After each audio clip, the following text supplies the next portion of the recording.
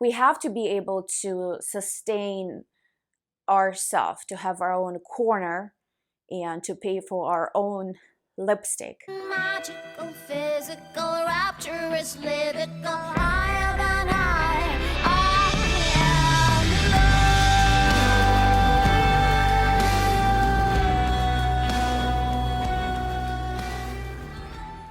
Katyusha from Loveworthy, very touchy subject today. Signs of a low value woman behavior. What is a low value woman? It's a woman who does not treasure herself, who has a low self worth, often without even realizing that. So I've read many articles online about the topic, about what is low quality woman and how to spot a low quality woman. And majority of those articles were written by men. And I've noticed a lot of hostility towards low value women and how to spot them and how to run away and not to waste your precious time of them. And it hurt me reading that, because first of all, what is low quality woman? It's a person, it's a woman. Men also can be low quality. So people who have been traumatized, usually by poor upbringing in their childhood. And so it's a broken person who did not have the right guidance by their side to even understand and identify what is wrong and what is right. And so they are sort of thrown into this world to survive, and they basically are trying to do their best, and often not even realizing as to why their behavior is a certain way. So instead of sort of berating low quality women, I invite you, men who are watching that, and women who are watching that, to be, first of all, more compassionate, to dig deeper as to why this is happening. And instead of just sort of being on the surface and, okay, like, okay, you spot that, you walk away. Just to think deeper, and to, first of all, also to be able to recognize that you have those traits. Why do you have those traits? And to try to solve it. So please show more compassion and humanity, your humanity. So let's dive in. Trait number 1, if you are a low quality woman behavior. I hate that, by the way, the low quality woman, men, low quality. But people use that. So here we go. Number 1, talking about women. And of course, how does this low quality behavior reflects to us? Through romantic relationship with men or women. But let's talk about women to men right now. So trait number 1, if you're always available to him, he can change the time and dates when to meet you, and you're always ready and you're always available. So what does it say? That you have nothing better to do with your life. You have no hobbies, no passions, so you're just sitting around and waiting for him. That's a huge turn off. And yes, a man who respects himself, let's say a man of a high quality, this will put him off. Number 2, boundaries. If there is a no, it's a no. For example, you're in a restaurant and he orders something for you. He says, "Oh, I know, this is the best, like, try this."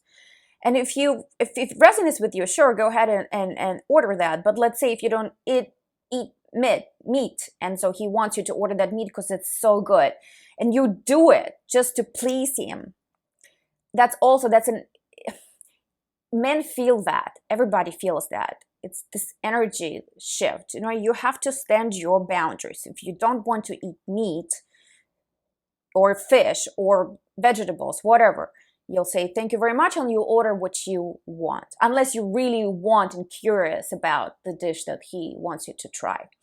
Of course, it goes for a sexual relationship, right?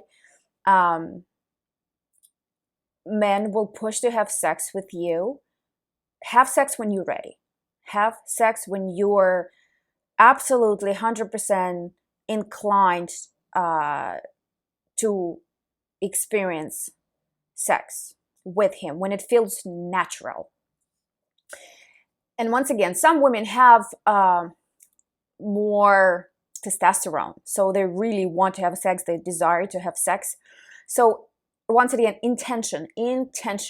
If you have sex with him without being ready, without wanting to have sex, but having sex, you have sex with him not to push him away because you're afraid of, if I'm going to say no, he might lose interest. Like, that's the wrong kind of thinking. Only have sex when you truly want to have sex, and you know that the circumstances, like, this might not even be the guy for you because you don't know him that well. You understand that only in that way, when you fully truly understand, you can have sex. But as we know, women, our pussies and our hearts are interconnected more than men's genital and hearts, and so it's harder for us, especially if the sex is great, to sort of then detach from a man once we know that is that he's not an appropriate partner for us for the future, right? So please, so I recommend to wait, not because it's socially appropriate, but because you're protecting yourself and your feelings. Number 3, if you're constantly concerned with your looks, beauty is essential. Beauty is very important. We all, women and men, love beautiful people and beautiful things. But I'm talking about a girl who is in the restaurant and you can spot her right away. She's sitting with her, with her back straight, and she's not. You can see her energy is completely focused on her. She's not even listening to what her partner is saying. She's not actually interested in him. She's only concerned about how she appears to be to the world and to this particular man. She constantly checks herself in the mirror. She constantly runs to the bathroom to check her dress, her shoes. Those kind of women, they put a lot of makeup. Usually, sometimes they overdo the plastic surgery and all that, but it's mainly about the energy that she's not into that person. She's only focused on herself and her looks. That's her main weapon, she thinks. So that means there is not a lot of other more important traits, innate qualities, like intelligence, like life experiences, like open heart, ability to listen, to receive, to give, and all that. Forget about yourself when you're with a person, and completely be open and receive and listen to what he has to say. Number 4, when a woman starts to pursue a man, that's a basic understanding of how female and male energies interexist together. So there is a gap, there's this attraction, right? There is a guy here, there's a woman here. A guy's nature to pursue, right? So, and when a woman starts to close this gap and starts to pursue the guy, what happens? Guy pulls away. He just loses attention. And we can hear, we can see this over and over and over again. So once again, have your own life, have your passions, have your aspirations, goals, go for it, and then let the guy pursue you. Don't drive to his house because it's more convenient to him. Don't,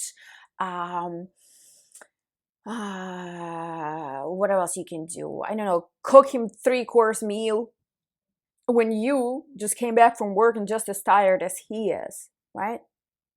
Don't overdo things for him. Let him do things for you. I know sometimes people take it the wrong way. Of course, you're gonna give it back in other ways, and you're gonna cook when the time comes for him. But I've done that. Like when you feel like you're losing the guy, especially, you start overdoing things for him to keep him, right? This never works. He pulls away even further from you. Have your life, invest in you, go do aspirations, let him pursue you. And once he does that, then the energies flow beautifully together, and you give him back with your presence, with your warmth, with your care, with your partnership. Number 5, when you're looking at a man, at a relationship as your savior, like he needs to save you from your life, from your debt, from yourself. That means you are not ready to have a healthy relationship, because we don't need to live in a mansion in order to be high quality women, but we have to be able to sustain ourselves, to have our own corner, and to pay for our own lipstick and for our basic needs. So it's that energy like, oh, save me from myself and provide me with a great quality life. If you're uh, exuding that, that's also a sign of being uh, low quality, or not ready, or like this victim, right? And that does not yield very good results as an outcome. So ladies, I'm with you. I have been a low quality woman for a very long time. I've sort of like up and down. And whenever I felt self-sufficient and efficient in my life, I would attract the best relationship. And then I would lose faith in myself and I would like trickle down. So I want you to recognize those qualities in you. Don't blame or shame yourself. Dig deeper as to why this is happening. And then look bravely, because it takes courage to take action as to how to change your life circumstances, to change your thinking, to change your perception of your own self, your feeling, to change your life for the better. Please subscribe, ring the bell. I will see you in my next video.